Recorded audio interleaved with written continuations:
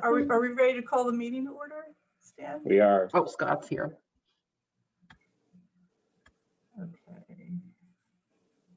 Okay. All right, this for you.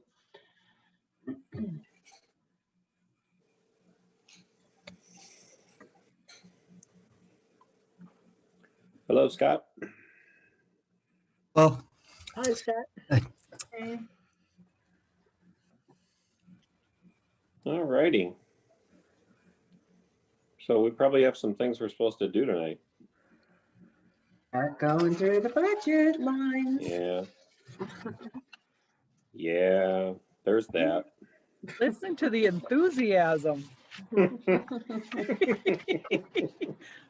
Yeah, can barely contain myself, June. You got this, Stan. You got this.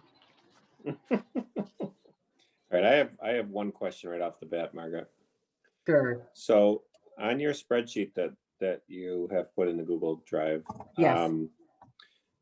Under draft FY22 budget, it still says income ladder. Is that just because that tab hasn't been changed, or I mean, we're not doing anything? There's not different tabs based on ladder and not ladder, right? Because we paid it Nope, off. Ladder, there's right? still an income ladder. Yeah, so you still have page 1, which is the revenue summary sheet, and then you have the income ladder. But that's what I'm saying. Why? What do you mean by income ladder? Okay, so the income ladder is actually the list of the various revenue sources outside of the tax levy. It's the one that actually breaks down the local receipts and state aid. Oh, so you're calling that a ladder? I always thought this was Well, tied to the ladder truck.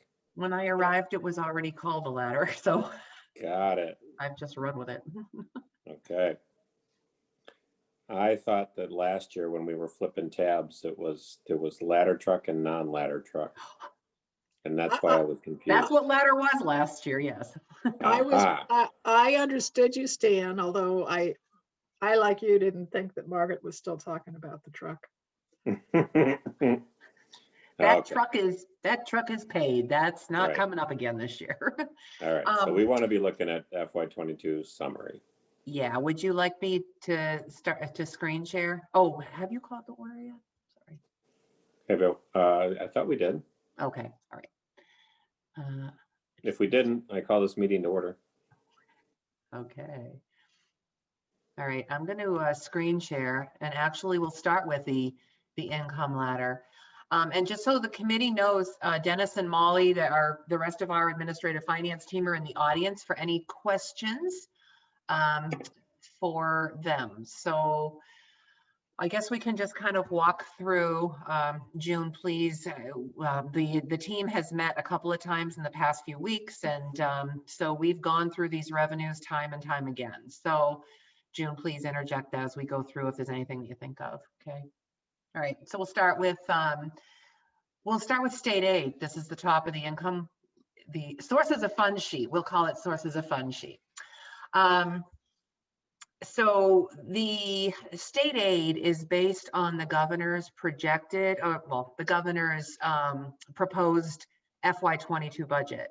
So in his proposed budget, he is proposing a 3.5% increase in unrestricted general government aid, rather than, and I actually do feel, I feel pretty good that the legislature is going to go along with this because they know the hit that municipalities have taken with COVID.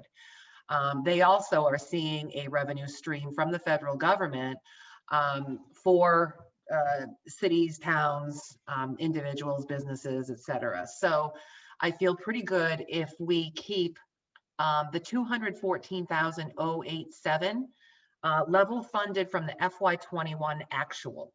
Okay, so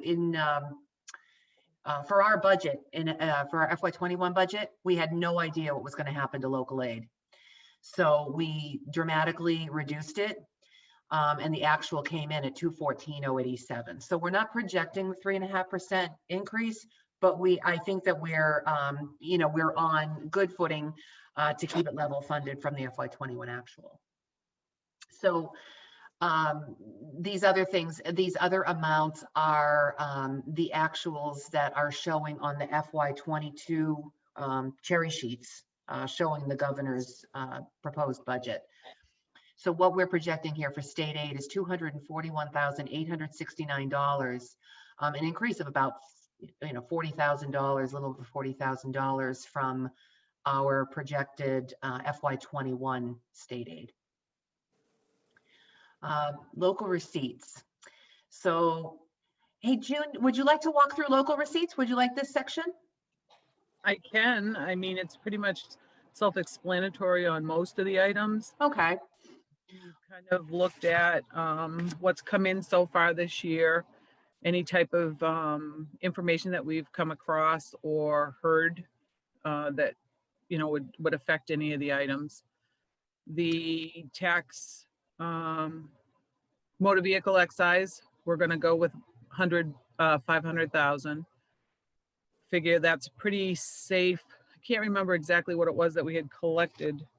I think it was about 511, June, 511 something. I was going to say, I thought it was pretty close to roughly about that.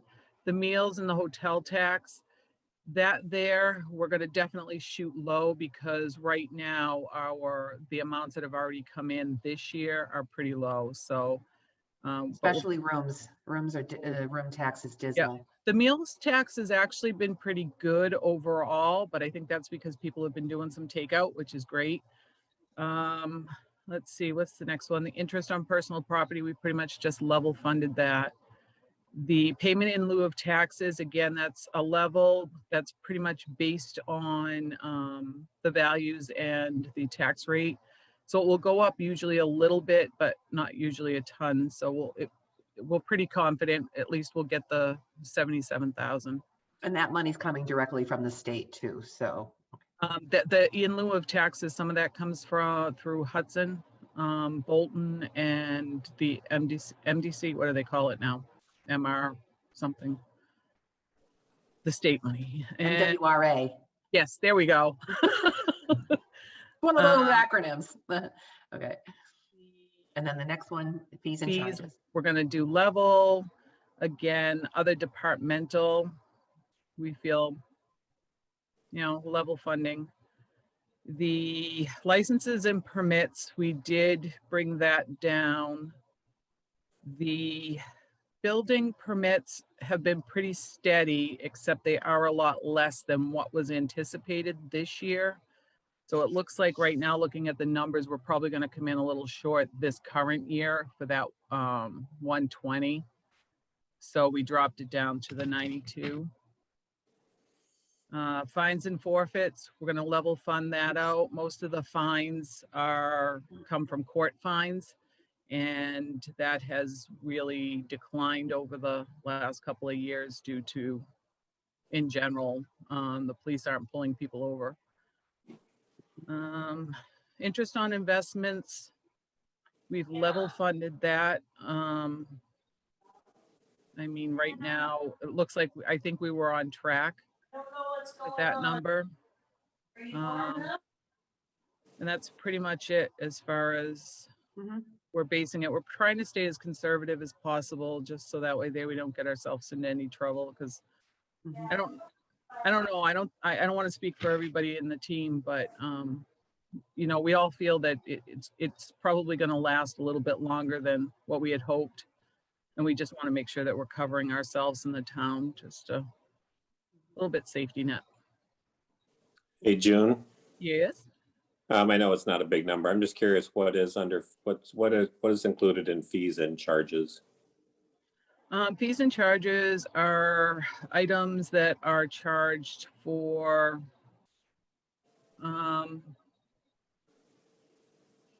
small things like planning board fees, miscellaneous fees collected by the town clerk. So they're just anything that's outside of other stated fees? Yeah, but they're usually, those are things that we actually charge a fee for, versus other departmental stuff is more like, I don't know, Permits reports or yeah. So. Okay. A question on the first column there for fiscal year 20, was that just what was budgeted, or are those actual numbers? Do we have like fiscal year 20 actual numbers? Do we have fiscal 20 actual? Let me see if I have. Oh, good. Okay, let's see. Let me unhide the column and see if we can. I don't have FY20 actuals. Let me see. Unless I put them over here. Nope. I don't have actual FY20 actuals in this sheet, but I am doing a, I have them elsewhere, Scott. I'm doing a revenue trend, like a revenue trend monitoring worksheet that I've actually captured actuals, and I can share that with FinCom after. I think tomorrow. I've got it in the office, so I can do that tomorrow if you'd like.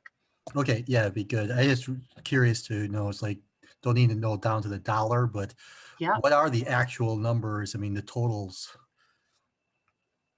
Yes, we can, the worksheet actually breaks these down. We take these off of the recap that's filed with the state. So we do have actuals, just not on the sheet.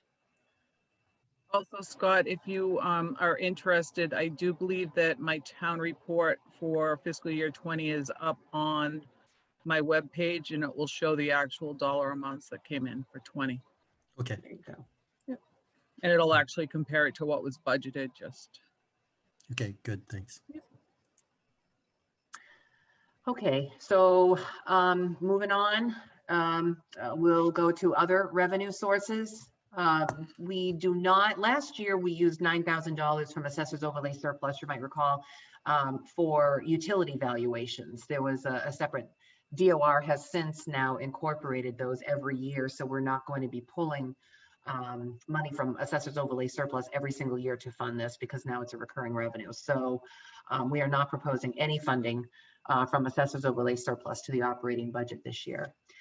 At this point, we're also not recommending prior capital article closeouts or closing them out to the Berlin Memorial School capital assessment, which is where we closed out articles to last year. At town meeting, there'll be several capital or prior capital article closeouts, but they will be on a separate article prior to the budget article. And so free cash is proposed to fund the $68,000 in Berlin Memorial School capital assessments this year. But prior to that, again, on the town meeting warrant, the prior article closeouts are going to be closed out to the general fund, thereby kind of replenishing free cash before it even is applied to Berlin Memorial School capital. The other item in here, this $118,000. I uploaded something today, and I also emailed it to the committee. The administrative finance team is actually recommending that the contingency line remain in the operating budget this year, funded at $89,243. I know it sounds like an odd number, but $39,243 of that was revenues in excess of operating budget costs on this worksheet. So we'll get to that. So we're proposing that because for two reasons. The first is that COVID is still with us, that we are still incurring COVID-related expenses under the CARES Act and through our coronavirus relief funds. And while we expect all expenses to be reimbursable, there is a possibility that some will not be fully reimbursable. So we want to be able to have available funds to cover that. So we're proposing $50,000 from free cash to cover one-time COVID-related costs that are not directly funded from our coronavirus relief funds. FEMA only reimburses costs, so we have to put up money for certain things in anticipation of FEMA reimbursement. So that's even more unpredictable. So we're trying to stick with our coronavirus relief funds in hopes that all costs will be deemed fully eligible for payment under our coronavirus relief funds. And the other piece of this is that we are in a negotiating year. We have two collective bargaining agreements that are about underway to be negotiated. There are also employment contracts, And there is the possibility of other market wage adjustments, although limited. We'd like to see some allowance there for some minimal amount of market rate adjustments based on the new class and comp plan. So that amount would be $39,243, and that would be from raise and appropriate because those would be recurring costs. Okay. Any questions? I'm on sorry, that? Margaret. So what the last piece again about The employment contracts? yeah, well, after the what's the well, after the contracts, there was the Okay. So I can read from the policy and procedure itself. The category would be for any required recurring costs related to any employment contract adjustments, market wage increases for certain non-union. yeah, market wage increases. So why would those not already be in? Why would we have surprises on that? Well, I don't think the personnel committee made all the recommendations they're going to. I also don't think that they would be significant at all. I think that the personnel committee picked out the adjustments already that needed the greatest shifts to market rate. We just wanted to bundle these potentially eligible costs inside this category in case this comes up. Primarily, honestly, this would be for contract adjustments. We need someplace to put, to keep the funding for the agreed upon contracts and the adjustments that may go with it. And so we want to have this money available for that. So Yeah, the contract adjustments are Sorry, police go and ahead. fire you're referring to? Excuse me? Or is it, what are the contract, specifically the contract for there's police and fire? police contract, fire contract, and fire chief's contract are all the contracts that are up. Yeah, I guess I'm just getting caught up on the language of market rate adjustments. It sort of feels like that if they're not in by now, they shouldn't be included. So Okay. then they would Yeah, be adjusted for next year. But that's my one person's opinion. But it feels like a way to extend the budgeting process beyond our time frame and when we shut it out. And we've in years when we don't have this, if things don't get into the budget this year, then they don't get into the budget this year and they go into next year. It's not, well, let's just put in a placeholder just in case something comes up. I understand all the other stuff. I think for that, just for that particular one, I'm thinking if we were waiting on a report from somebody that was going to be due 2 weeks after we had to submit, then I would say, okay, maybe. But if it's just a matter of somebody making a recommendation for a pay increase for a department, then that should have been included in their budget requests. And if it's not, then it goes into the next year. But that's I agree with that, because basically you're putting a line item here and not going to be able to tell the people at town meeting exactly where that money is going. You're basically, setting out a dollar amount that others will, town officials essentially in finance committee that will make that decision during the year, as opposed to being able to tell them up front who is going to get this extra money.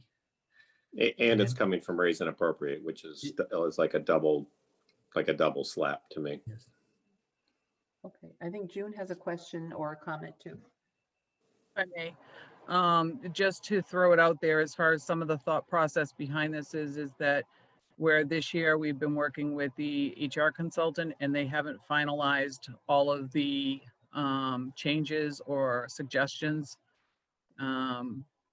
So that was another reasoning why it was here, where normally it wouldn't be, where we haven't redone the HR and the classification spreadsheet yet. So that's why it was there too. Yeah, And that- again, I would say it could just as easily go into next year as this. But. Okay. Or if something extraordinary and unforeseen came up, there is the reserve fund too, correct? I mean, if something was Absolutely. extraordinary and unforeseen. Yeah, the Yes. contingency line is more for things that we kind of know are going to happen. We just don't know the exact dollar amounts. So if that piece of this category was eliminated, the market wage increases for certain non-union positions, the category would be down to require recurring costs related to employment contract adjustments or expense line adjustments due to recurring contract or wage, we could put, or contract adjustments. Now, a budget line, for example, that could be impacted by contract adjustments would be the sick pay account, where additional funds may have to be added to the sick pay line in order to match up with the contract increases. So based on wages Also possibly Medicare also. and Medicare also. Yes. Yep. So anyway, that total is 39,243, and I don't know. Obviously haven't consulted with the administrative finance team. I don't have a problem removing that. I do see your point in presenting a request for this at the beginning of the budget process for market rate adjustments. And I also see the potential that if something really extraordinary and unforeseen came up, that a request could be presented to the finance committee for a reserve fund transfer, although that's highly unlikely to happen. But I have a quick question on that. I thought, and maybe I'm just misunderstood this, the departments were told not to worry about asking for that in their budgets because it would be handled, the market rate adjustments would be handled outside of their budget. yeah, so when the market rate, Yeah, so I'm saying the departments were told to expect the market rate adjustments to be done outside of their budget application. of the budget request, yes, Of their because budget the budget requests were required to be submitted level funded. They were not allowed to put in any increases for the market rate adjustments. In fact, the market rate adjustments for that handful of positions that came to FinCom and the board were done after the budget requests were submitted. So any adjustments that were made by the finance team and not the departments themselves on the budget spreadsheet. So those changes do reflect market rate, certain changes do reflect market rate adjustments and the COLA. Okay. Okay. So, all right. Stan, I have no problem, and Scott, I have no problem eliminating that section of that category. Does any other finance committee member have any concerns or questions about that? Okay. All right, the next is the town as of July 1st will belong to the Assabet Regional Housing Consortium, which will assist the town in monitoring its affordable units to make sure that they remain on the state subsidized housing inventory. The year one funding source for that assessment would be from the town's affordable housing account. And that would be $12,000 toward the budget line that's going to appear, or that would appear in the FY22 budget. In future years, the intent is to fund this from CPA. So the funding would be under a separate article, funded from the CPA affordable housing funds. Okay, so total other revenue sources proposed are $130,000. Next is offset receipts. Transfer station. The Board of Health increased their projected revenues or the amount that they could put back to the budget through offset receipts by $10,000 this year. So that reflects the $10,000 increase to $120,000. The electrical inspector still projects that he could receive, or he could have up to $100,000 in permit value in FY22. I'm going to go on the record saying I'm not in complete agreement, but then again, if we ran short, we would have other issues. The plumbing gas inspector projects $65,000 in permit value. And of course, the inspectors are paid from the permit fees, with a small percentage of the remainder going to the town for administrative costs. So the total offset receipts are projected at $285,000. Next, reserve receipts. Highland Commons Public Safety Mitigation Funds. This is the line where we fund or the base wages for 3 public safety positions. So it'd be the 2 lowest paid patrol officer positions, full-time patrol officer positions, and the 1 lowest paid firefighter EMT full-time position. We started doing this last year. And last year, we also had the Highland Commons funds that paid off the ladder truck. That's why there's such a huge decrease in the use of these funds this year. This would only be for the base wages. You might ask, what if the funds don't come in? Well, number one, this is an executed contract and the town is not going to back off because this is an executed contract. So we would pursue the funding. Number two, if for any reason the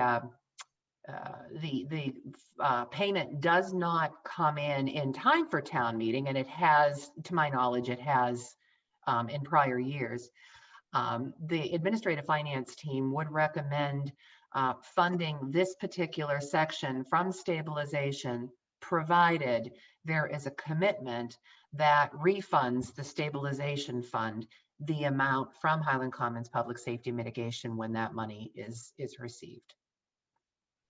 But right now we are projecting the money will be there from the Highland Commons Public Safety Mitigation Fund. Next is rescue squad receipts. So ambulance receipts, this $100,000 is pretty standard, and I think it's been the same. It's been level funded for the past, I don't know, however many years, handful of years. I'm a newbie, but I know that it predates me. So the next line is the Water Pollution Abatement Trust. This was a loan fund for residents to upgrade their septic systems to Title V. The town, I believe, June, correct me if I'm wrong, the town borrowed the money and is able to pay back the borrowing from the receipts from the fund, correct? All right, Correct. so we're on. We borrowed it at 0% interest. Okay. So we are on the last 2 years of this borrowing, and Dennis just received today authorization to pay off the last 2 years of debt service. So this 2154 could become $4,308, and it would also be reflected as an expense in the expense budget, and that would be it for the WPAT loan. So because he's been given authorization to do that and we have the funds available, I think that we should go ahead, pay it off, and not have to deal with it again next year. And then finally, cemetery receipts. This number, $8,200, is based on a slightly lower actual we have in the account this year than last year. Okay. And then finally, state charges. So the first two are actually cherry sheet charges. The library is an offset, so it appears on the revenues, and it's then offset under the obligations. So it's money that is directed toward the library and can be used for nothing but the library.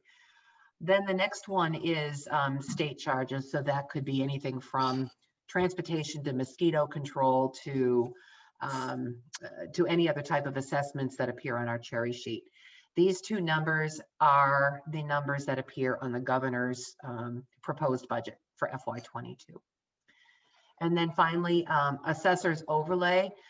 We're going to carry the number we had last year, $250,000, in anticipation of abatement requests, particularly from commercial entities that I think Molly anticipates receiving in the coming year. With this $250,000, I think there's a little over $600,000 in assessors overlay money available to be able to settle ATB cases and to grant abatements. So total state obligations is $296,617. And finally, here are the debt excluded amounts. Total debt exclusion in FY22 will be $829,252. Okay. Want to stay on revenues or want to jump over to expense? Let's go to revenues. Stay on revenues. You all look so excited. Exciting stuff. All right. On the FY22 projected revenues, first is the local property taxes used. This number was derived from using the DOR tax levy formula, but it specifically excludes the actual new growth from FY21. This restricts the amount, this actually reduces the amount of taxes to be used. Had we included the actual DOR tax levy formula, you would have seen a percent increase over here of about 4.9%. And we know that, we know that people are hurting. We know that it's challenging to pay the real estate tax bills now. So we purposely excluded the $297,684 in new growth. So while it could be argued that the tax levy is going to be spread over a larger tax base, greater value with the $297,000 in new growth, we are excluding that to try to stabilize the increase in people's tax bills. New growth. This is a projected amount based on the development that's occurring in town, primarily residential. Yeah, we have definitely gone, I think, from a shift. We've shifted from commercial to a lot more residential development. So this new growth would include progress made on the Highland Street senior housing, on the subdivision over on West Street, on the 40B development on South Street. So this is spread out primarily over residential development again. Next is state aid. This again, we're using the governor's numbers. Local receipts, we've already been through that. Offset receipts, we explained that on the summary ladder, on the revenue ladder. Reserve receipts, we've also gone over that. And other revenue sources, $130,000. Why is that 100 and, I just want to make sure that I've got that right. Other revenue sources. Yeah. Did I have it? 130? Oh yeah, 130. Okay. Okay. So the other revenue source is 130. So the subtotal income, less obligations, total income is $14,364,382. The budget. So Margaret, sorry. So okay. Just on the local property taxes used, keeping it at the 2.5. Yeah. We had the stated goal of not having, of staying, being too far off that curve. Is that going to potentially throw us off of it after this year, or are we just going to be on? Yeah, it's a really good question. We're going to continue to, that's a really good question. We're going to continue to follow a formulaic approach as much as possible. I mean, this is going to serve to stabilize the taxes this year. We are going to have to potentially, and June, you might be able to, June and I just had a big discussion about this yesterday. If we actually take a different approach, and I don't want to go off on a tangent. Not this year. Yeah, not this year. Not for this year. If we actually look at prior years' taxes used, which actually show here. So the property tax use as shown on the recap, actual property taxes used, shows in this little box right here. We potentially in future years could increase this amount by 2.5% as another way to stabilize the growth in use of taxes. We want to stick with a formula now because we want to make sure that people's tax bills are stabilized and people see a little bit of relief this year. But this is another approach to be able to do it, taking the actual local property taxes used, multiply it by the 2.5% and use that number instead of using the DOR levy formula.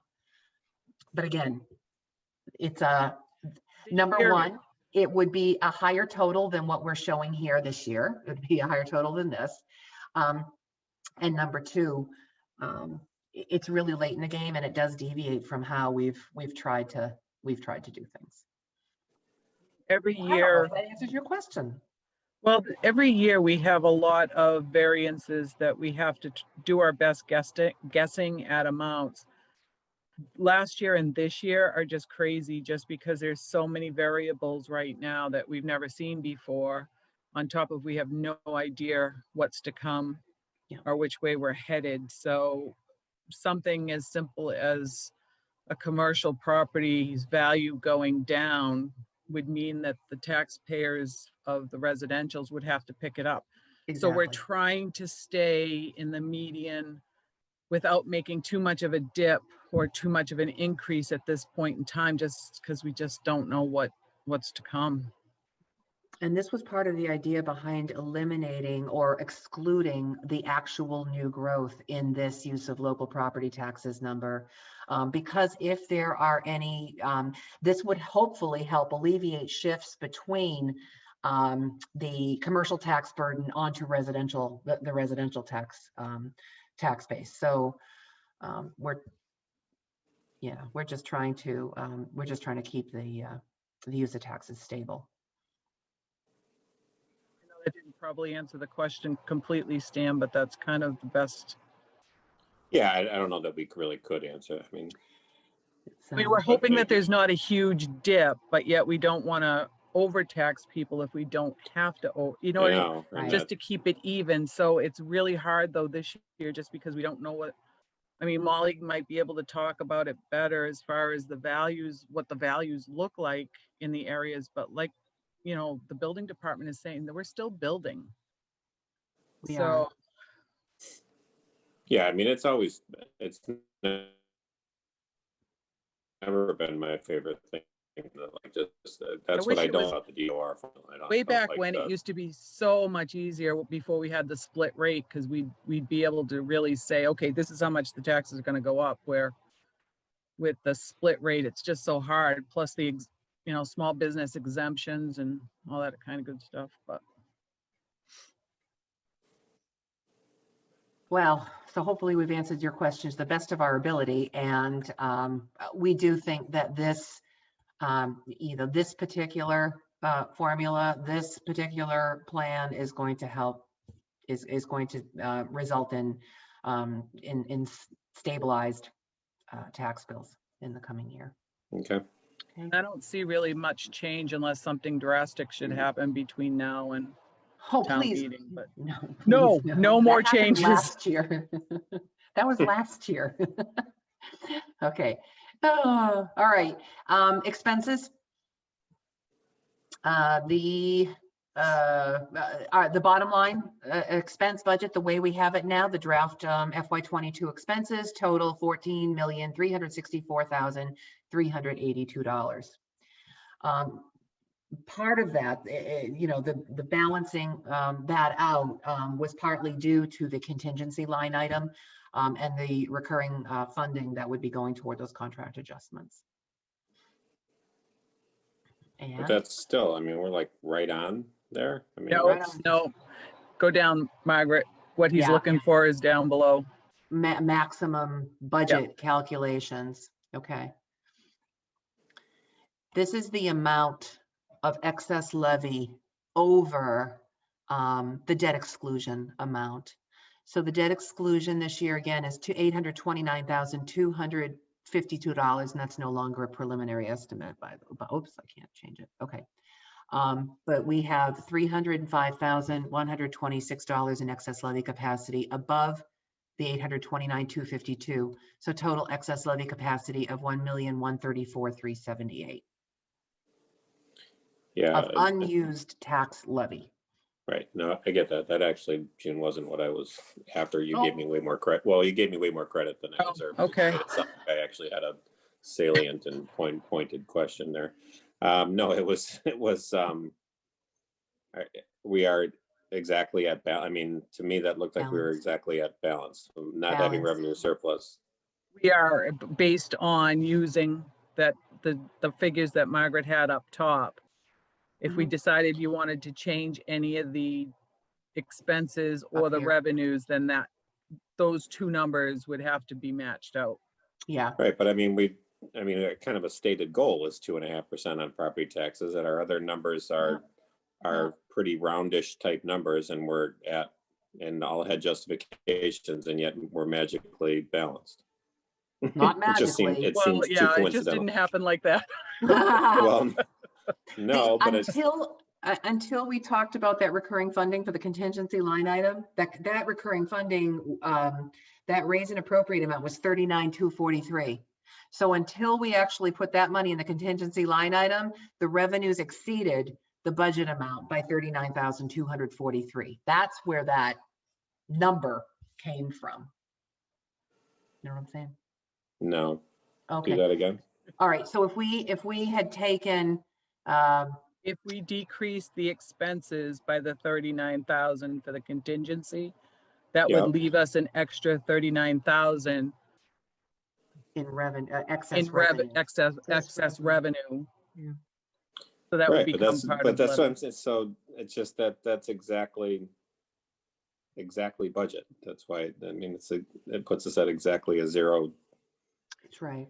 It's So, exact. so Stan, you'd rather It's a see it in the zero. budget. You'd rather see it in the budget, but we don't know where to put it in the budget because we don't know where the adjustments are going to be. Is that the issue? Well, I was expecting to have a number there that we needed to do something about, whether we needed to haggle about revenues or we needed to haggle about expenses. I wasn't expecting to see this be at zero and we just say, okay, so what? So we just leave all of Yeah. all the budget expenses are okay. We don't have to discuss them. We don't have to try to adjust anything. They're just all good because we're Well, balanced. There is still the And to the penny? schools. No, I mean, as of right now, yes, you have a balanced budget, technically speaking. We've reached out to the school district. Yeah, I saw that email. Okay. Yeah, because honestly, So do these numbers reflect what number we want or the number they've submitted? the number they've submitted. These numbers reflect the numbers they've submitted. So again, with those what I would call crazy high numbers, Mhm. and us being very conservative on revenue growth, it seems odd to me that we're at a balanced budget. Now I know we've asked for everybody to be freezing. Mhm. It just surprises me that we're right on. Well, okay, Stan, just to answer you, so let's just say for the sake of argument that one of the budgets you throw in extra money into, that funding source, if you would have to decide if you really want to spend that money, then you may have to increase the amount of the tax levy that you were using. All right, so we go back to the funding sources then and just say that, so maybe Okay. we don't decide to. Maybe increase the taxes a little bit more, then you could put money somewhere else. If you Well, wanted right, or to don't use as decrease much it, free cash. I mean, right, if we Exactly. adjusted people's budgets down, maybe we don't use as much free cash. That's true, and you could raise and appropriate versus doing free Well, cash. I'm not looking to raise the taxes anymore. Trust me on that. If anything, I'm looking to cut expenses, Well, I want to. I think you all have the picture of budget growth based on the email today. Total intergovernmental is up by $252,720. Our bottom line budget is down by almost $80,000. So I think this is representative of, like I said, the email, one budget section or the growth in one budget section outstripping the budget growth in other budget sections. I mean, this is a clear indication of that. Yeah, and we've always struggled with that as far as the things like the, the 30, the 32B or the unemployment insurance. I mean, some of Mhm. these categories are the workers' comp. I mean, some of these things where we just have no control over those numbers and they've just been going up dramatically. And we've said that those are not sustainable.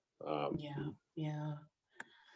So where do you want to stay on revenues for a minute, or what do you want to do? Where do you want to focus on your attention? Well, I think I usually like to keep on the I Okay. usually like to kind of hammer on the revenues, but I feel like I don't feel like there's a lot of adjusting to do on the revenues at this point. I feel like we would adjust revenues if we decide we're adjusting any expenses. So I feel like we ought to. I feel like we ought to go towards expenses at this point, unless someone else feels differently. Does someone else have any concerns about revenues that they want to address at this point?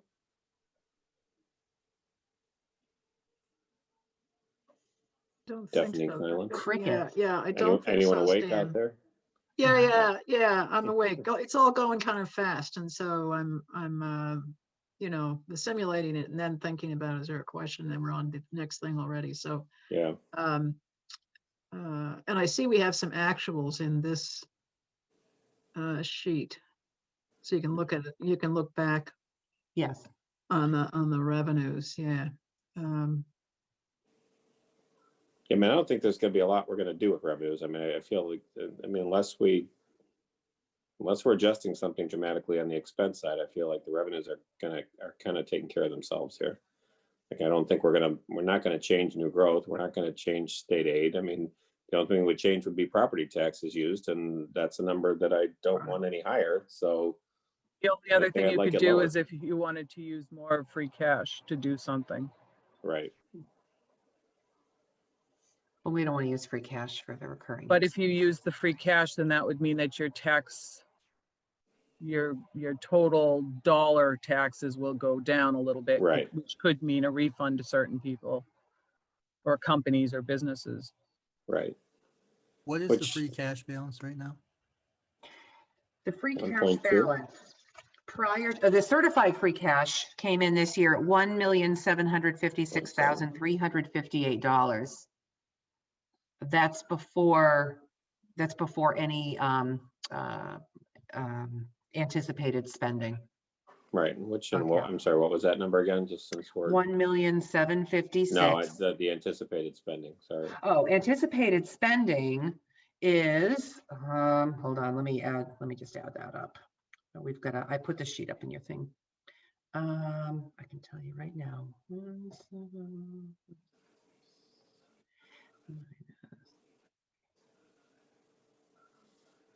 $853,000. So almost half of it. Almost half.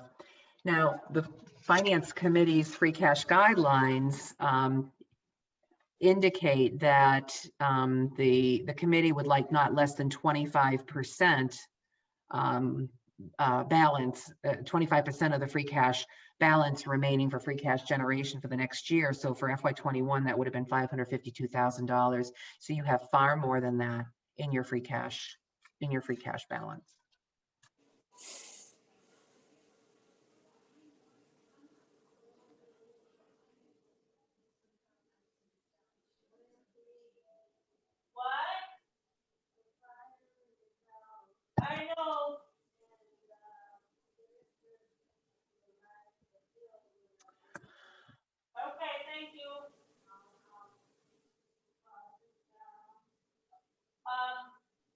Is the 853,000 just is that all from the capital, or is it from other No, it's other articles? yeah, it's $788,000 for capital. And Scott, I uploaded this sheet to the drive. Oh, I'm sorry. Oh, geez, what did I just do? Okay. I uploaded this sheet to the drive today, and I think I also emailed it to you as an attachment. Operating budget would be 50,000, and annual town meeting special articles right now are 15,000. 15 is in 1.5. Yes. Okay. So I think that totals 853,000.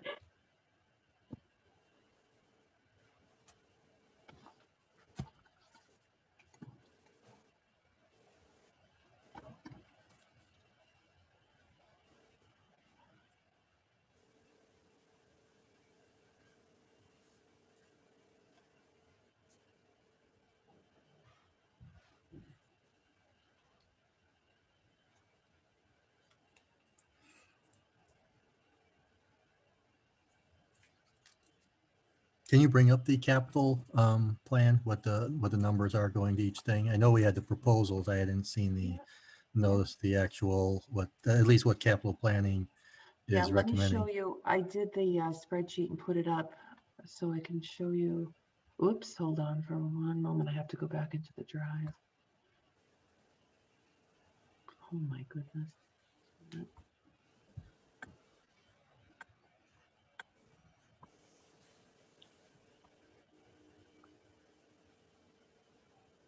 All right, let's see if I can do this. Here we go.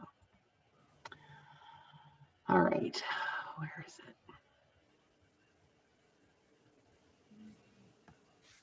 Here it is. Okay.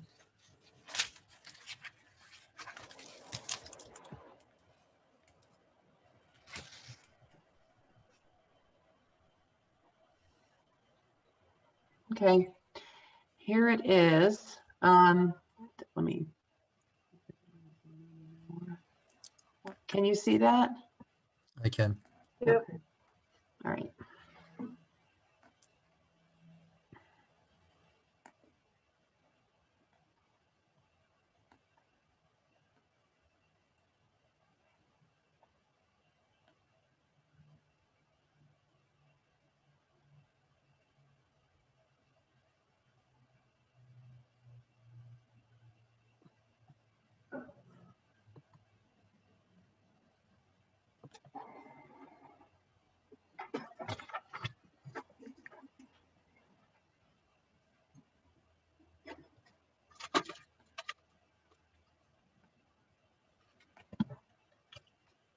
Okay, so they've trimmed this down some because I thought they had earlier had mentioned things like, I know there was a police car on there, of course, the fire. Oh, yes, I'm truck, sorry. That's from Highland Commons, Scott. That's Okay, down that's here. under Highland Commons. Okay. Yeah, that's under Highland Commons, right here. Police vehicle replacement. This, we're also trying to keep on the back burner to figure out, paying for this if we shouldn't get the check in. Mhm. Okay, so the fire and EMS is just the pickup. Okay. Yes. And Yeah, replacement. there were additional requests that the capital planning committee just deferred. Okay.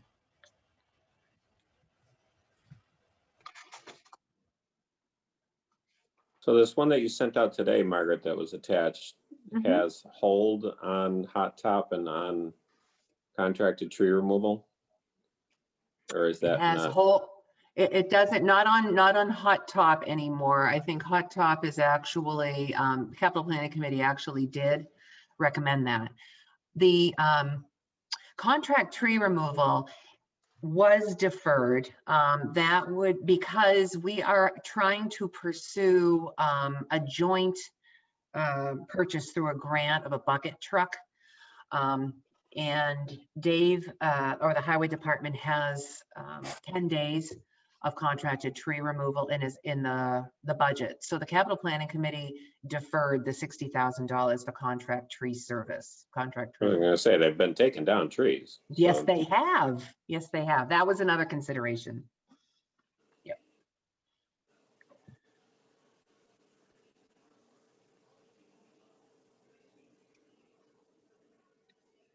All right, so when you start off with $1.2 million for free cash, that's taking into account what we wanted to keep in there from certified and then leaving the 25% balance?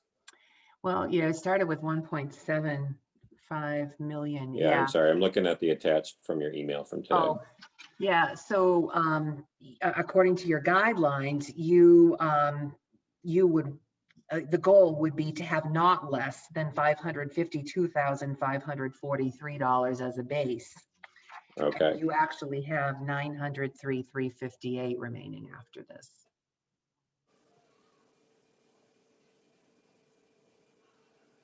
okay.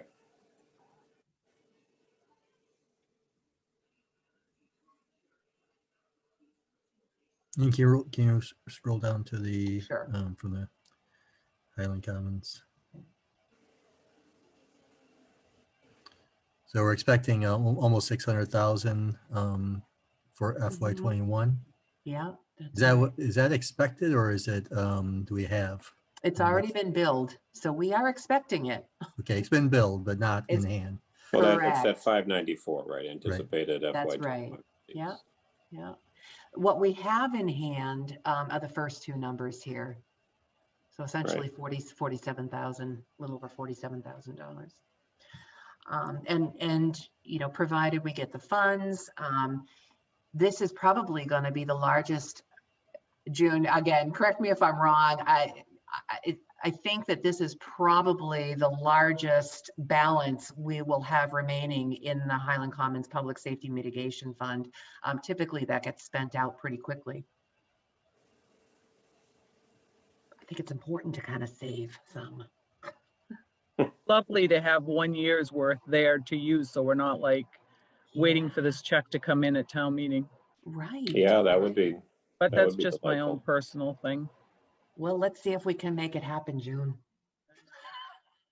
Would be nice. Let's see. Wouldn't it be nice? wouldn't it be lovely? Yes.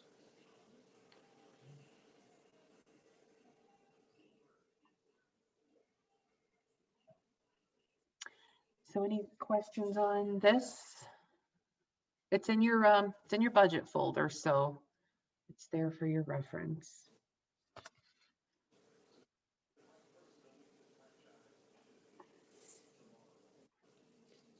So what do you, how do you think the schools are going to receive that email? As far as, what do you think their mindset is going to be on it? I don't know. I think I'd like to think that they will look again and they will scrub again and see what they Yeah. can possibly do. But 6.6%, we just can't. That's not something that we can sustain. Do we know where Boylston stands on their side with, since obviously it's the ratio thing. So if we pay them less, they're going to pay less. And of course, where they stand. Because I know past experience was we almost let Boylston balance the budget for us with Tohoto for years because they couldn't afford it. And our number would plummet after they would come back and say, we're not going higher than this. Yeah, I actually did try reaching out to the town administrator and haven't been able to connect with her since the budget presentation. Their overall increase is 3%, and I've got the presentation here. Well, our ratio's gone up a little bit, I think, right? Yeah. If their percent increase is similar to ours, I would imagine that that they might be asking the same. I just don't know that though for sure.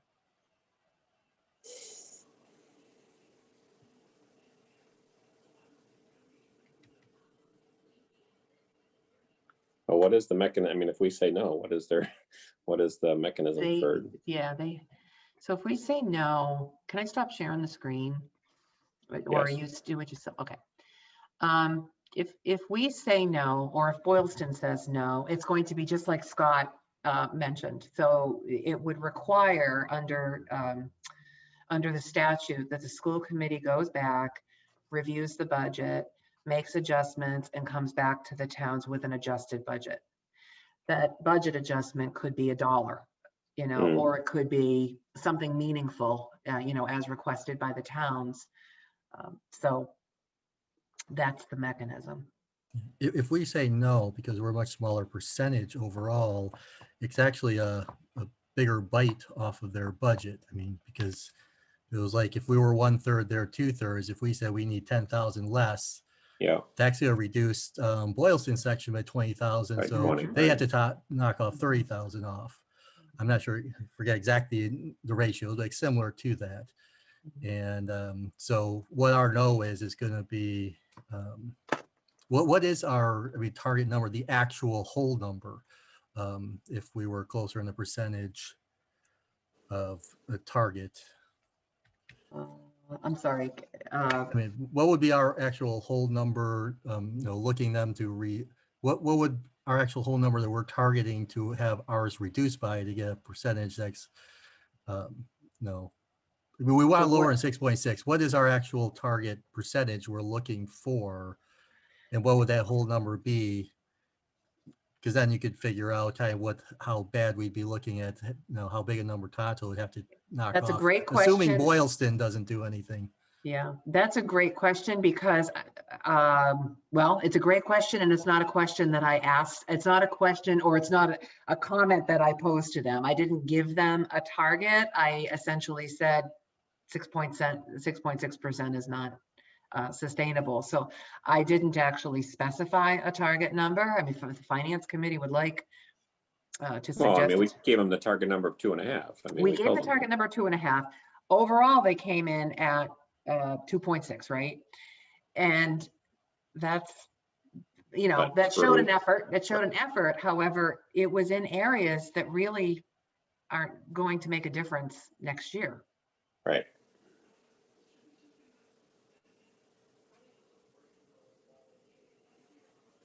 Margaret, were a lot of the schools increases because of COVID? Do you know? So, and I know this is a silly thing to say, but is it that the budgets have gone up because of COVID versus next year if COVID goes away, will they decrease the budget? That's what I was kind of. I didn't see that in the budget I presentation. can't answer that. I've got, I've got concerns always about, funds becoming available, whether it's to municipalities or school districts. When grant funds become available and the entity is allowed to roll those costs into the budget, that's where, we start seeing, unsustainable budget growth. You get a grant funded position for a year and then you have to roll that into your budget. I mean, I have to go through the presentation again to find out Yeah, the I areas. remember them making a big deal out of COVID expenses for their budget. Yeah, and Other than uncertainty, not so much that, oh, we had to expend this. I mean, well, I guess they said that they were replacing the janitorial position, I believe, right, due to extra cleaning. Yeah, Stan, Like my that had notes. gone unfulfilled, and now they're fulfilling it because of that. Right. I think they had increased requirements for maintenance. My notes tell me there's 2 new tech specialist staff and 2 maintenance staff. And the COVID related expenses are 1% higher than they were February of last year, in their estimates of it. The COVID expenses should be being reimbursed. So. Yeah, and we had our assessment, we have 1 more student than before, so that moves us a little bit, but not much, I think. It was only 1. I thought the percent. I thought we went from like 36 to 40 or something. I mean, I thought it was a fairly significant jump. No, are you looking at Assabet? Oh, I'm sorry. I'm looking at Assabet. My apology. Let me get over to the regional school. Sorry. Yeah, Assabet had an increase in 1. I think we went from like 36 to 40% or something. Yeah, I was on the wrong page. Yeah, we went up and Boylston actually slightly went down. Yeah, my apology. The key drivers into Honto, the highest, the biggest key driver was $170,000 due to increases in teachers and union salaries. The next key driver, $132,000 increase in sped out of district tuitions. Then it was $88,000 increase in transportation costs, $80,000 in sped transport, then $16,000 increase in medical therapeutic service expenses. And there's actually a $55,000 reduction in health insurance costs. Added increase in the transportation, that's COVID related. Is that reimbursable? I don't know if it's COVID related, June. Oh, okay. I don't, it doesn't specify that. I know that was one of Bob's things last year that he was talking about because of the spacing on the buses, that you had to get extra buses It and could be that. I just don't remember him saying it. So, Well, I guess another way to sort of look at it would be is what would our assessment be if the ratio had stayed the same as last year? So that would, I think that number would give us a better feel for how much they're up this year as a percent versus we're going to have a natural increase just because we have a higher percentage.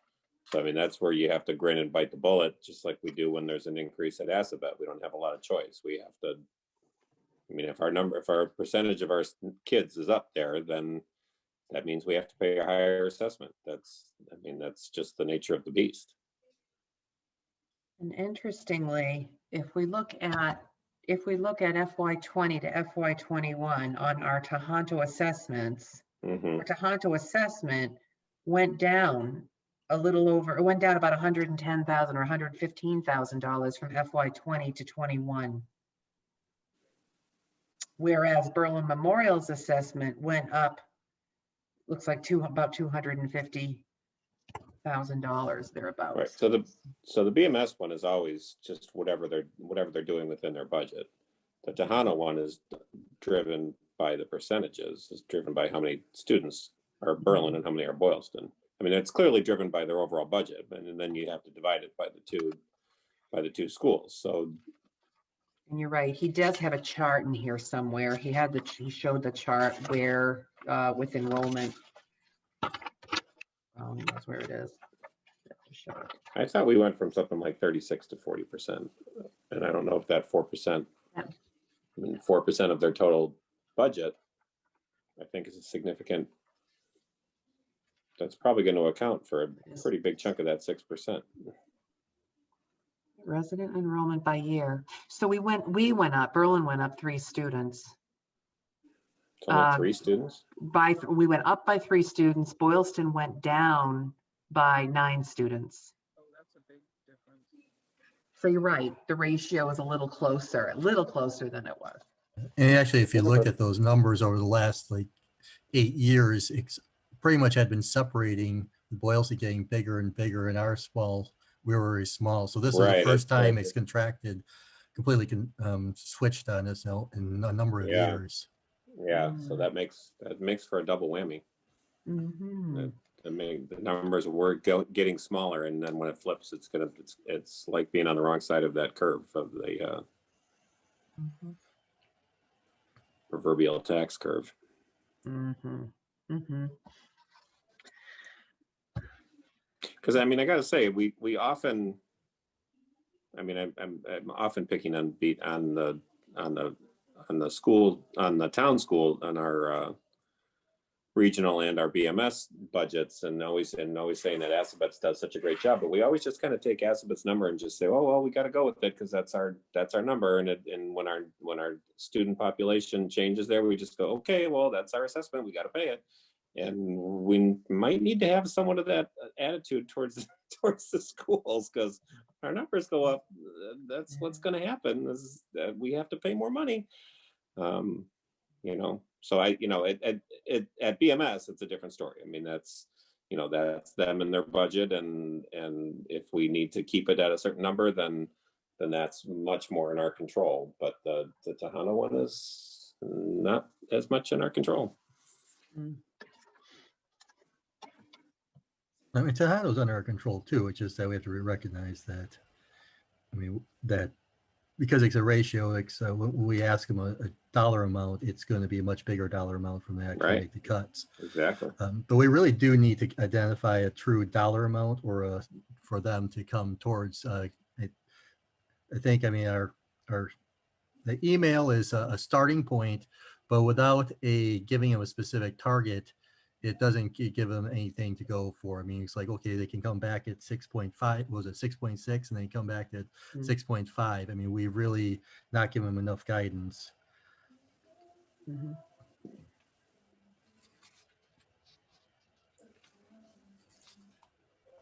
So it's really, I mean, if we want to keep it at 2.5, I mean, what is that delta? What's 4%?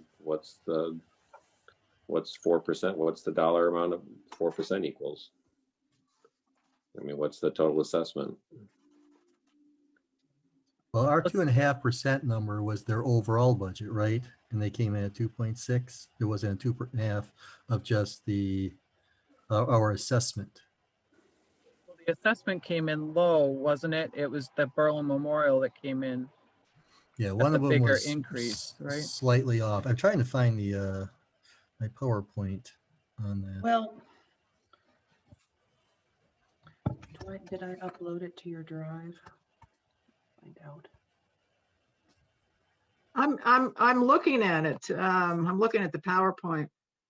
I have the student number for Boylston was 339 at Tohoto and 154 for Berlin, the most recent student enrollment numbers. So we're still a little more than a third. I don't know, we're somewhere between a third and 40%. What did the regional school come in at though, as far as the percentage of increase? 6.6. Yeah, see, Tohoto. so Tohonto's is actually 0.6 is actually pretty good then if we've taken on more kids. As far as the Right, ratio exactly. goes at Tohonto, so it's more Berlin Memorial as far as the cost goes there. That's where the big increase was. Yeah.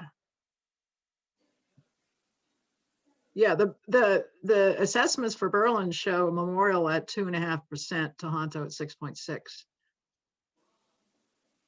Right? Is that what you're saying, June? That it's No, I thought you said the other way Tohonto around. was like at 0.6 or something like that, or no 6.6. 6.6 is what they told us. It was the change.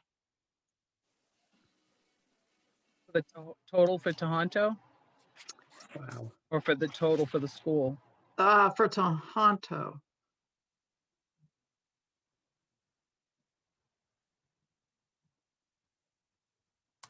All right, here on Margaret's budget thing, it says Berlin Memorial assessment went up 4.2 and Tohonto went up 6.6.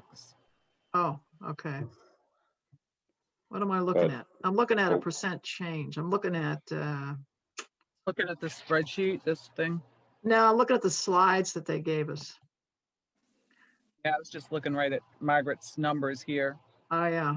I'm on slide 27 out of that slide deck, town assessments, Berlin. See if I can find it. Just to answer the question about the 2.5% increase, that would have meant a $65,594 increase in the Tohoto assessment to equal 2.5%. So, wow. That's a big dollar amount. Whoa.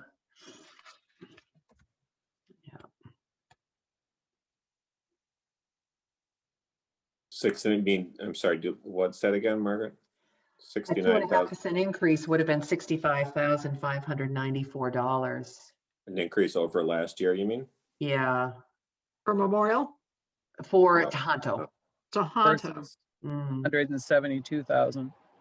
Yes. Right. Right, but what is the difference in percentage of the two towns? We have an increase, they have a decrease. So what's the actual?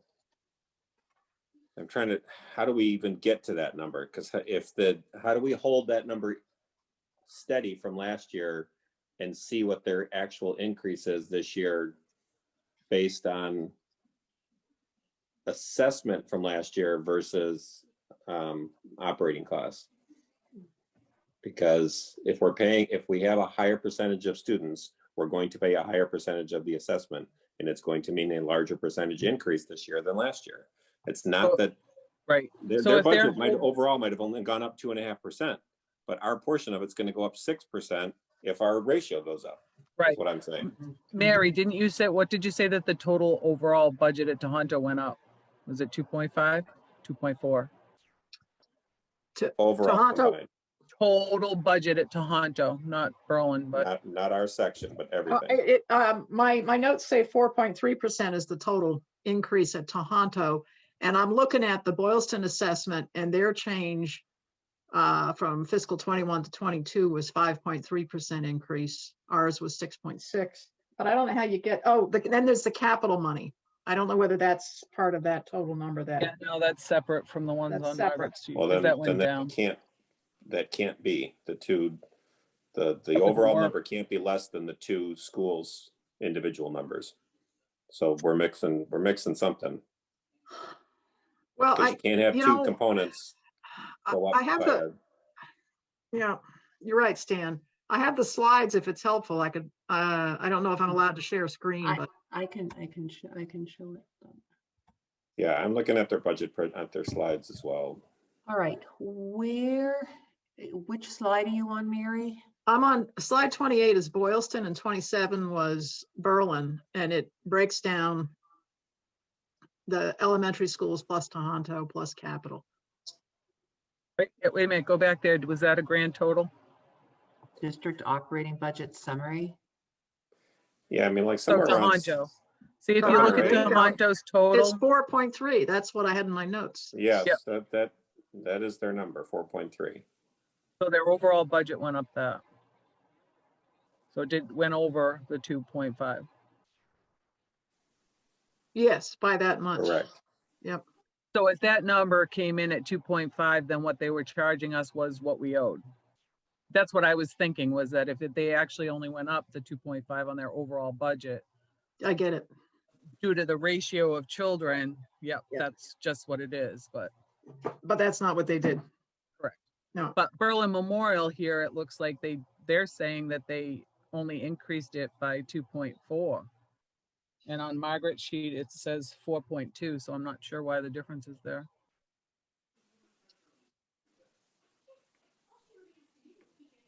That's because that's the overall budget, June. That's not necessarily the assessment. So they get their funding from elsewhere. So why would we go up why would we go up 4.2%? They're only saying they increased up 93. And you're saying 138. Is that the difference of the Worcester County? Yeah. So Okay. they're eliminating the Worcester County retirement bill. Yeah, the 55K.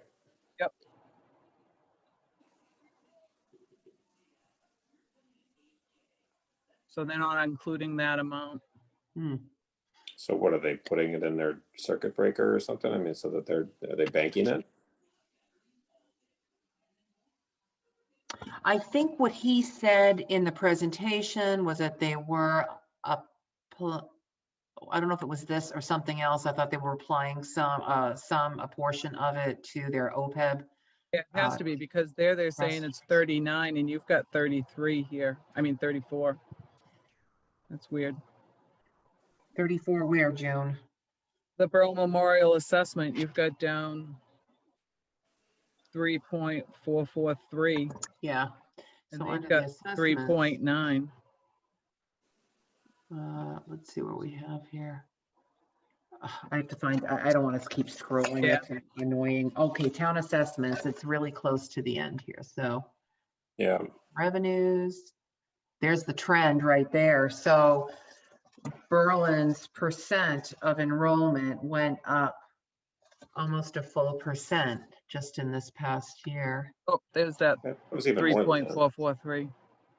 Yeah. There it is right there.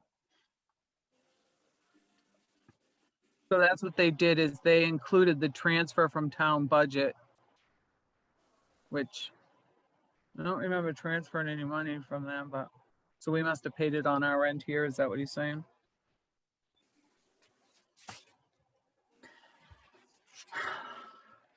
I think we're gonna have to look into the Worcester County thing, because that doesn't work here, but So That the is slide 16 in the deck is year-over-year changes for Tohoto, TMHS, Tohoto, I think. Right. slide 16. Wish these were numbered. Middle and high school. Yeah, that's Oh, you but don't have a that's number? total. That's combined. That's combined. That's one There- there more. you Year-over-year go. There it changes. is. Yeah. Yeah, Yeah, year-over-year so that's, changes. those are the key, yeah. And the one before that gives you the percentages, I think. Dennis, know anything about the Worcester County retirement part of that budget that they were showing there for that 55,000? If you go earlier, they have a FY22 budget revisions, and I can't figure out what page number it is. It's the slide before the picture of the BMS school. I think it's near the beginning. Near the beginning. Go up, yeah, if you keep going up and keep going. Right, Boylston. Oh, he's And the next This one, one? this one right here. And next, the 5574, which they showed being added in Yeah. after the original preliminary budget that they had given for FY22. Yeah, and I know there was something that had to do with Worcester County retirement and waiting until for the teacher switchover from the town's assessment to the school's assessment. I'm assuming that has something to do with it, but I'm not seeing that our bill went down by $55,000 anywhere on Worcester County retirement. So I just didn't know if Dennis knew anything about that number as far as the shift goes.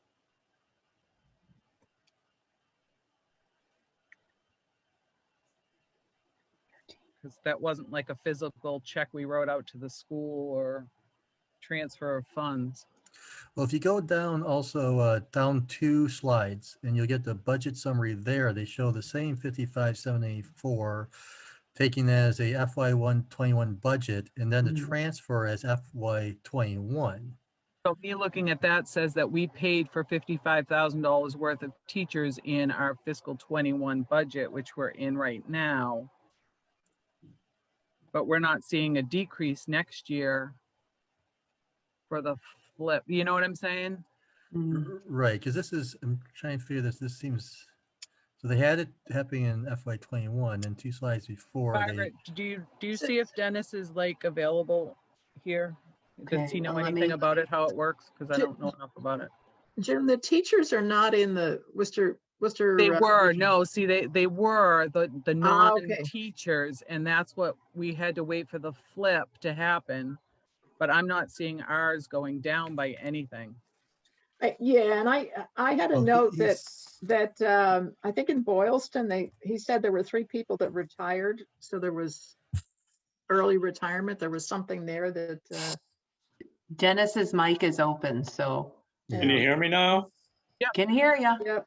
Yeah, one of the problems, I pointed out to Bob that the summary he worked up with Worcester County didn't make sense to the numbers that I found when I went through and looked at his analysis. And there is an amount that I couldn't figure out, but my thought was he didn't do it accurately. So we really need to look at it or have Worcester go over it one more time. So technically speaking, though, that transfer of Worcester County retirement should not be included as far as him only going up 2.5% over the actual budget plus that Worcester County. He should be only going up 2% of the 38 unless there's an actual Worcester County number, right? Right. Because we're So- still paying it. Our bill has not gone down here. So you're This is going saying, up 3-point-something%. so you're Yeah. saying pull out the 55,784 potentially. Kind of, yeah. You're just not comparing apples to apples as far as that percentage goes, that's all. Because we should be seeing the decrease on our end and we're not. To make it a comparable, because, yeah, Dennis is correct. The difference in ours is 3.4% increase, or a difference of 18,000. And our bill, well, our bill usually has been going up. It's a lower 20,000. increase than it has been, but Yeah. And if you look at Boylston, they actually went down year over year. they, May take a little bit more time to really look at that number then. Yeah, I gave you a master sheet, Margaret, that showed the towns in their total. Okay.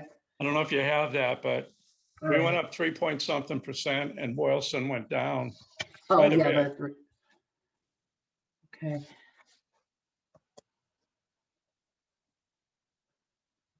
So Boylston went down. Yes. Okay.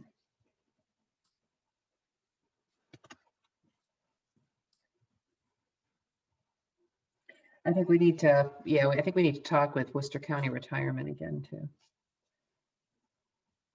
Okay.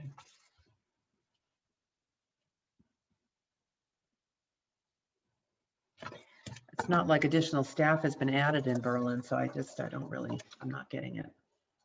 He was referring to that these were, I guess, because there's teachers, it's something separate. These were paraprofessionals Mm. that were the final piece to be transferred over.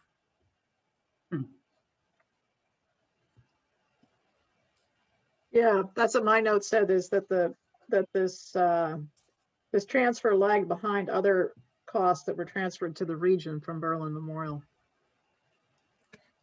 And it was for staff, it was non-faculty staff costs in the Worcester Regional Retirement.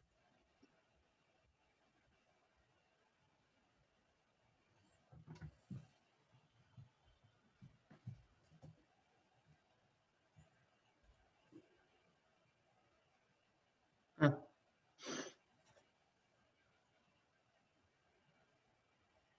Boylston's Tohoto assessment went up 5.3%, $281,737.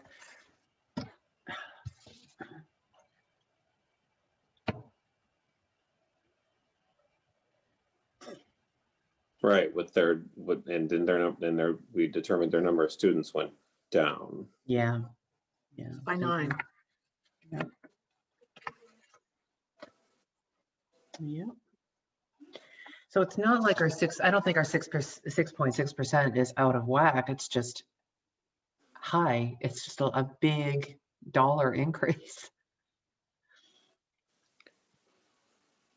Oh, yeah, I guess I'm trying Students. to rethink this now. So if they have a grand total number assessment, and then it gets divided by the two schools. If their number of students goes down, their percentage increase goes up, doesn't it? Because it's based on a lower number of students. It would decrease. No, It that's would not by a decrease. it would decrease. It's not It a would per decrease. student thing. Yep. Yeah. Margaret, is on the budget, is there a total Tohoto budget on here? Yeah. Well, I think there is. Find it. Tohoto budget summary. Here's the Tohoto budget, 9,646,221. They're saying it went up 4.3, so it went up Yeah. a lot more than the 2.5. Yep. Yeah. Overall, that would answer Stan's question. If that was at 2.5 and our percentage was what it was, then it would just be. It would make more sense. It might be a little more palatable. It would still Right, be I mean, higher than 2 and they're trying to make it palatable by decreasing the capital to make for the percentages to appear lower, the overall percentages, but the assessments themselves are much higher yeah. based on their actual budget that they have in theory control over Yeah. to some extent And anyway. they've contracted for that building study. So I seriously doubt future years capital assessments are going to continue to be, $68,000 or less. So they're probably going to have bigger projects they need to do. Right, and it's going back to that same thing where you said we don't want to take one-time savings to be paying for long-term or for ongoing, to be covering for ongoing increases that are at higher percentages.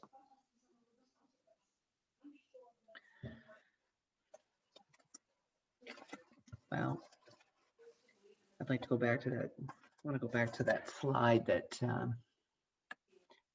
showed the breakdown. Oh, that's Boyles. I want to see the Tohoto key drivers again. Am I going the wrong? I'm going in the wrong direction.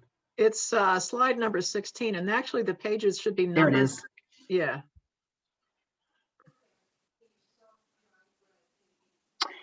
So the argument would be fixed cost, fixed cost, fixed cost, that all the key drivers are fixed costs. Pretty much looking at a little, I don't know the exact percentage, but about 150,000 has got to be cut. From the overall budget. Yeah, a little bit more than that, actually. I just did a quick, divided it in half and came out to 198, but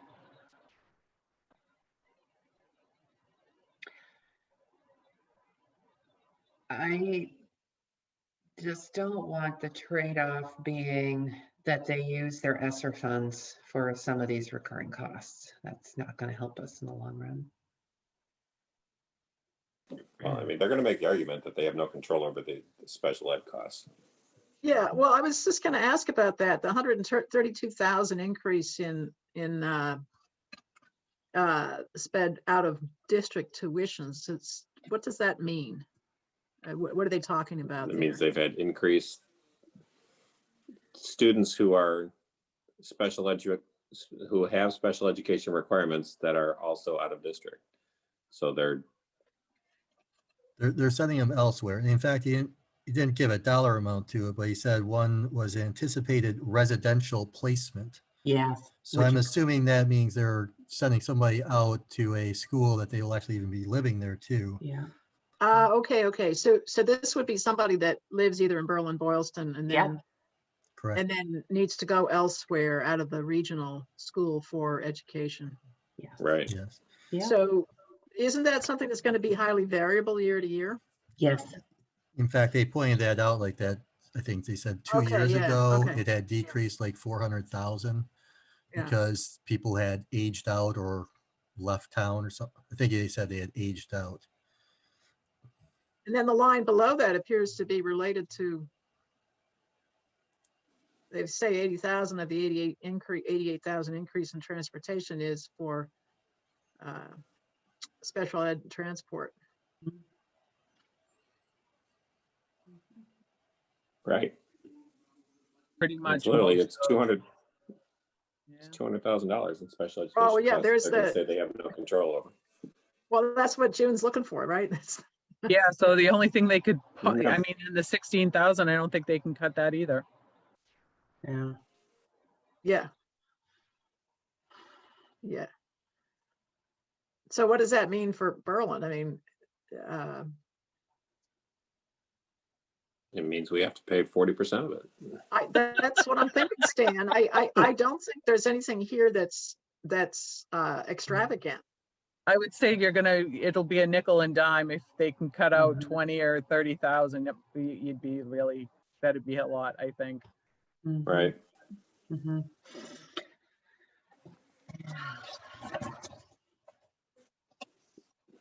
And if you're talking about the 170,000 in teachers and salaries, well, how much of that is due to collective bargaining increases? I mean, we're saying the same thing about police and Mhm. fire, that we have to put in contingency funds because we have negotiations to cut that are going to be realizing that there's going to be costs associated with that. Mhm. What are we supposed to be able to do about that? Not much we can do. I mean, I don't know. I guess I assume that would also include if they're adding staff. Mhm. I mean, I assume that includes those two positions that they said they were adding. One of them was a shared elementary school position. Just wait and see Right. what they come back with and see if they have any school choice money that they can use towards this, or. Yeah, or circuit breaker money from special Exactly. education, but I don't know how much. Right, and I don't know what the requirements are there, but we just wait and Or see and maybe, maybe even a bit of E&D, throw it in there. because I'm sure they're thinking too uncertainty as far as the COVID goes, if it's still Sure. around then, but God, I hope it's gone by then, but Hmm. But I mean, in the end here, we don't need to worry about what they would need to cut or whatever correct. on that. We just need to target them a number that's reasonable, and not worry about what that piece has to come out. They'll figure out what their least priorities are if we can direct them to a whole number. Uh-huh. Right, so what do we think we can get to give them as a number based on where their increases are coming from? Well, I wouldn't worry about where their increases are coming from. I think it's where we want to see the growth, what their growth is at.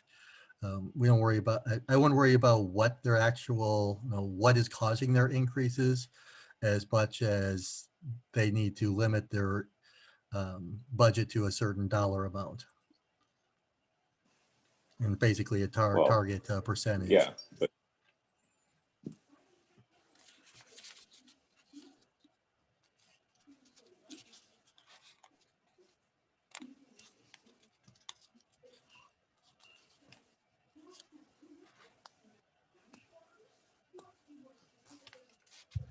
well, do we want to do we want to make a motion to give Margaret a number to give back to them? Do we want to, how do you want to proceed with that, Scott?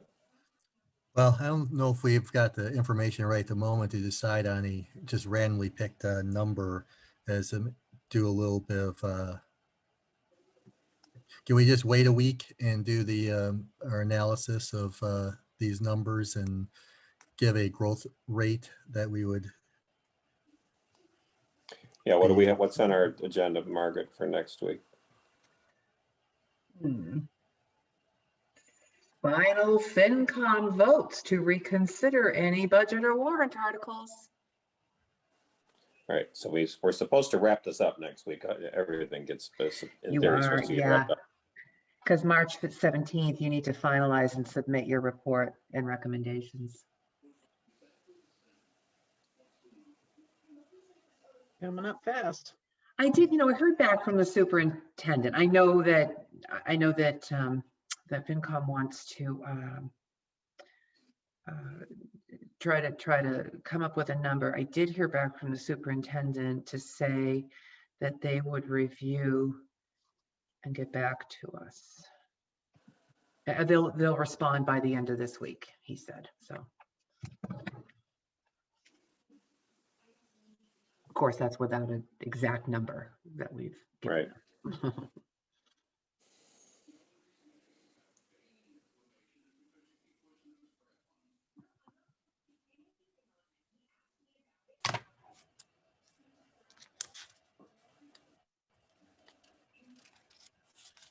Well, it feels to me like the majority of our budget work could be considered done, since we're almost in balance. I mean, we can go through every line, every expense line item. We're clearly not doing that tonight, but I guess the question becomes: do we need to get back? It almost sounds like we have to give the school a number tonight in order to reasonably have a number for us to act on. Although I guess if we tell them we have to have a number by next week, we're making our final recommendations by the week after. Does that work? If we just say we need a number by next Wednesday? I mean, our boss, we were saying we were defaulting to not giving them a number until next Wednesday. And that doesn't work, because then that stretches it out another week.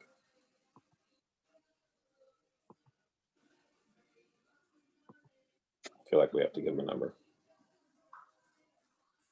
I mean, could we give them a number sooner by just having, is there a time that we could have a meeting earlier than that posted? I mean, could we have a meeting on Monday?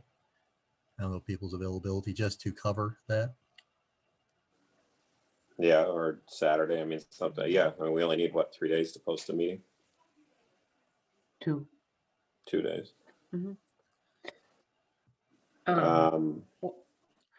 Do you want to derive, you want your number derived from the overall budget growth, understanding that with Berlin having more students in this school, you're going to absorb, you're going to absorb a little more? Is that where you want to start with the overall, its overall budget increase for Tohoto at 4.3%? Margaret, Well, do I you mean, think so, right? I mean, sorry, Mary, go ahead. Margaret, do you mean the ratio of student population from the two towns? That we No, I assume- just mean the actual Actually excluding. Tohoto budget growth. Oh, okay. Yeah, Okay. So the I would budget- look at that as what would, if things were flat in terms of, if the Right. budget was flat, but our, with our student ratio changing, what would our increased dollar amount be right there as a base number? Because if they came in with an exact flat budget, we would have that base number increase coming in. And obviously Boylston would have some ratio of that decrease. Correct.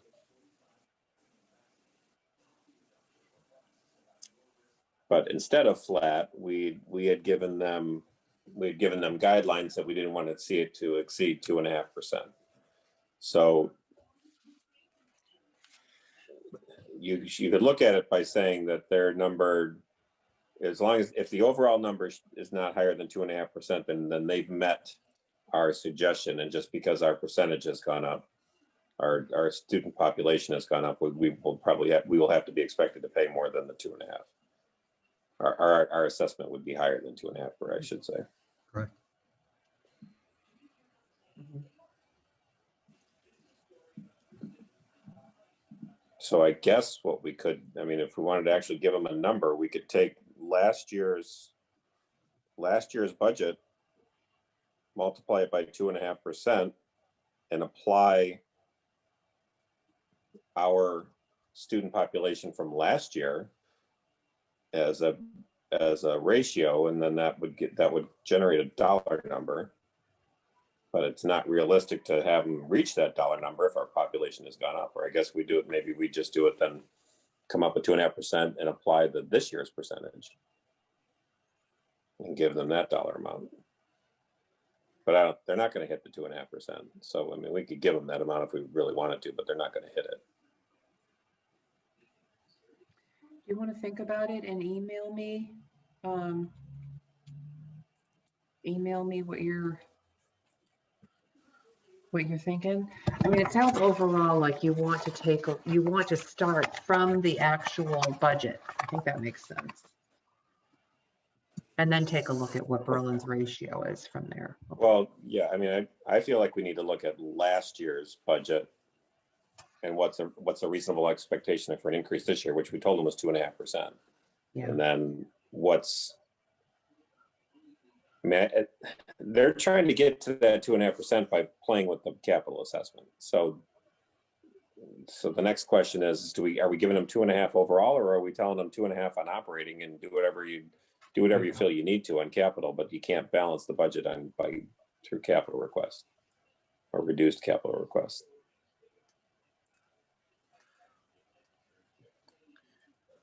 Well, I would leave it as that they would have freedom on wherever their cuts would be coming from.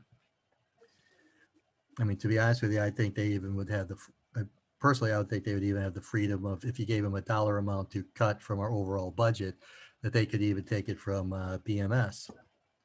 I mean, in the end, it's for us, it's how the end, that intergovernmental number is. I look at it as more of an intergovernmental number as opposed to picking out pieces inside of there.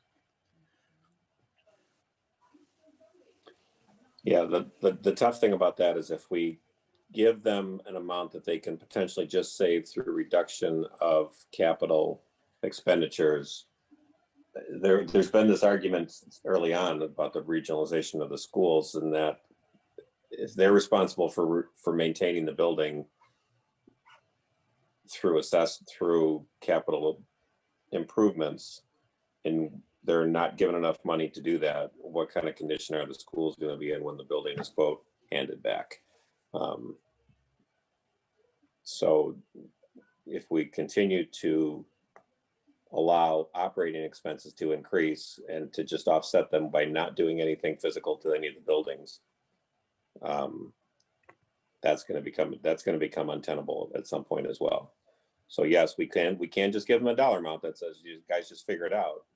But if we allow it to not come out, to continually be funded through not spending in capital, I think we can be setting ourselves up for some problems as well. That's the thought.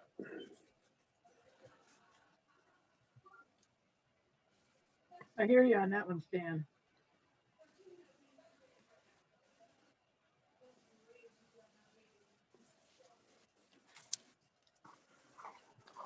All right, do we want to have just a quick meeting on before next I'm available Wednesdays, Saturday. or- I'm not available Monday, or I would be available quickly Monday. I have other work Monday night that I need to leave. I need to leave the house by 7:30. So if we wanted to try to meet, it would have to be at like 6:30. I can Or do we- that on Monday.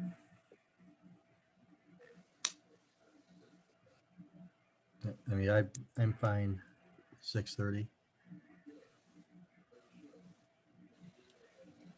I can open for you but I have a board meeting at 7. I don't know if you're just looking for a short meeting just for this piece. Well, I hope so. I mean, I hope it wouldn't take, yeah, I mean, I'm hoping it doesn't take the full hour, but I'm giving it a full hour just in case. But with the understanding that I do have to, and it's really not even that, I probably about 7:20 I would need to leave. Yeah, I would expect to be a short meeting with just that as the topic to discuss, and come back with our calculations. And get everybody to kind of think about it until then. Right. Could you do 6 o'clock on Monday, Stan? Is that too early? Potentially, it's hard to say that I'd be out of work by that time. The first Oh, job yeah, right, I okay. expect to be, but Mondays are tough because I have to close the building. So if something gets delayed and I'm closing the building, then it means I'm not out of there until 5 in traffic. And yeah, I mean, I'm almost always now home by 6. I mean, that is one good thing about COVID, is that the traffic is better. Yeah.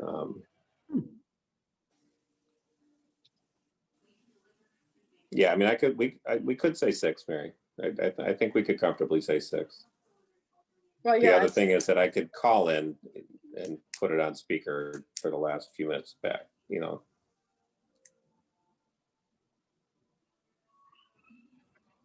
How much So, do we yeah, provide our suggestions by email?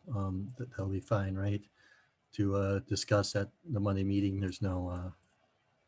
Well, there's open meet. What's the conflict with open meet? I mean, we can have. Right. I think just putting out the topics for discussion through an email, we find not to Yeah. discuss back and forth over email Yeah. our thoughts. Yeah, Right. and yeah, you could send them directly to me if you'd like, and Okay. and I could share them.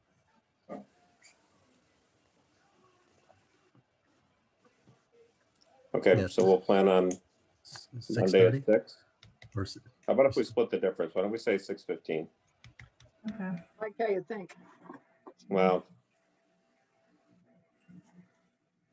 All right, so I'll get you posted on my town government, and I'll get a Zoom meeting done, and I'll email you all the link.